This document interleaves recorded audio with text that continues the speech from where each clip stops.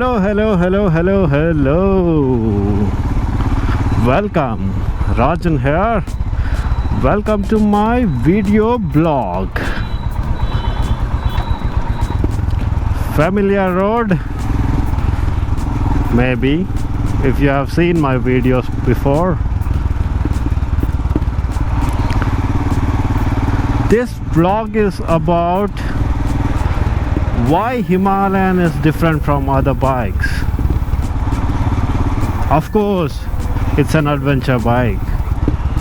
What are the details, right?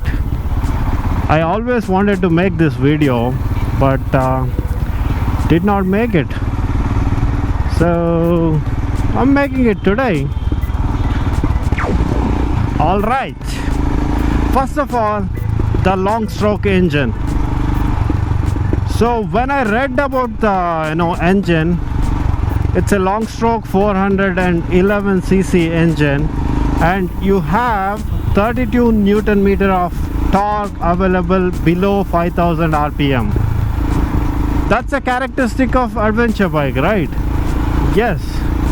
So that's what impressed me a lot. That means the power is easily available at lower RPMs in a day-to-day scenario, like off-roading at lower speeds, and of course in traffic conditions. Next, the chassis. The chassis is so good. Even though it's a heavy bike, like around 182 kilos curb weight, you have absolute confidence when you are leaning on the corners. And of course, the ground clearance of 220 mm with the standard seat height of 800 mm. That's kind of amazing engineering there. The design is awesome.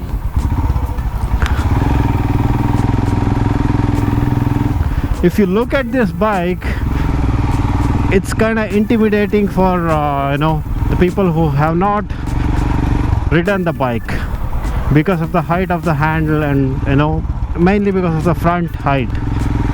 But the seat height is standard 800 mm, so that's an accessible bike for any Indian for that matter.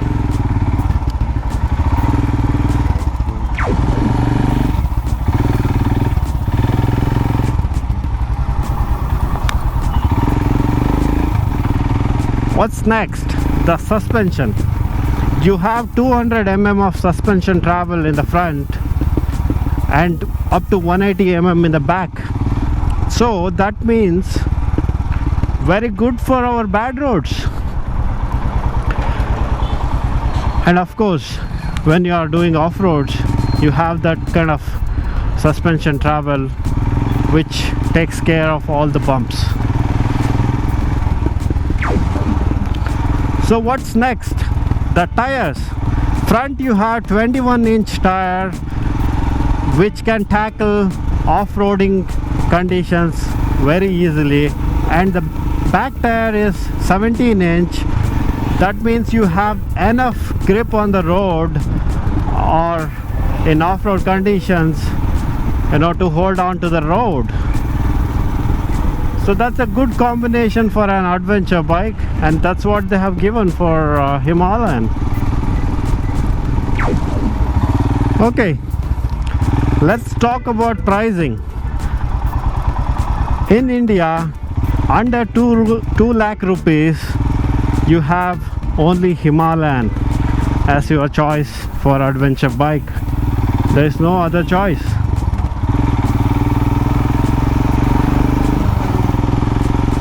So that's the reality. If you want to own an adventure bike but you are on budget, you have nothing other than Himalayan right now. Hoping BMW will release their 310 GS but that has become distant dream for now.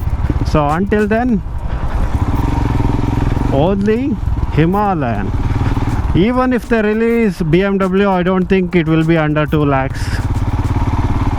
So that's there. Okay, what else? The looks. The bike has a lean and mean horse look. That's what I have come to conclusion after almost 9 months of ownership. And the road presence, right? The bike has very good road presence, and the funny thing and a good thing is the handlebar, towers over most of the hatchback cars' side mirrors. So that's the fact.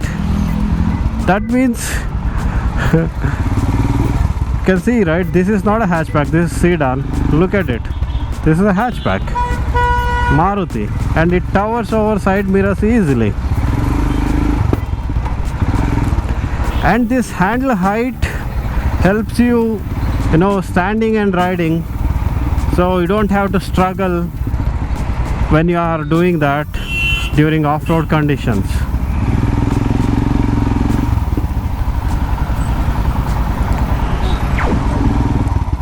What else?